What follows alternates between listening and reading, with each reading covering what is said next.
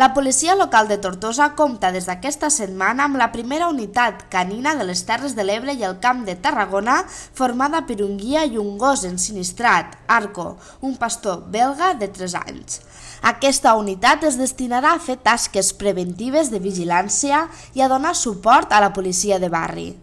El gos ha entrat a formar part del cos de la policia local després d'haver passat 2 setmanes entrenant amb el caporal Andreu Aixendri, que serà el guia i instructor d'Arco. Aixendri, a més, serà la persona que conviurà i tindrà cura de l'animal fora de la jornada laboral per tal de garantir l'èxit de la unitat. L'alcalde de Tortosa, Ferran Bel, ha apuntat que la posada en marxa d'aquesta unitat canina ha de permetre millorar el servei de la policia local envers la ciutadania. A més, ha destacat que la seva incorporació mostra la voluntat d'adaptar el cos policial als temps. Bé, en la línia de tindre una policia local molt més potent, una policia local molt més adaptada als temps i de tindre una policia local que pugui prestar un millor servei al ciutadà, que al fi i al cap és l'objectiu final que ens acompanya, es va decidir crear aquesta unitat canina.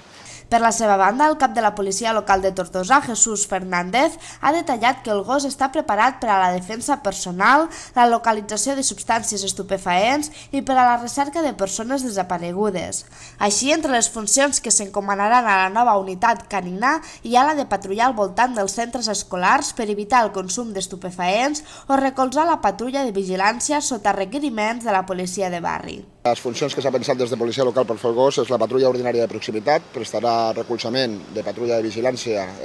als diferents barris on hi hagi un policia de proximitat, un policia de barri que el requereixi per efectuar les gestions. Altres patrulles de vigilància ordinària en altres llocs, encara que no estigui desplegada la policia de barri, patrulles de vigilància al voltant dels centres educatius per prevenir el consum de substàncies estupefaents, requeriments en la recerca de persones que s'hagin pogut perdre al terme municipal i qualsevol altra de les funcions que policia local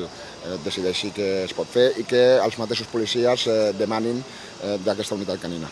A motiu de la presentació d'Arco s'ha fet una demostració de les habilitats del gos a la plaça de l'Ajuntament. L'animal ha localitzat una pastilla d'haixís amagada en un cotxe i ha atacat un suposat agressor quan pretenia abordar el seu guia.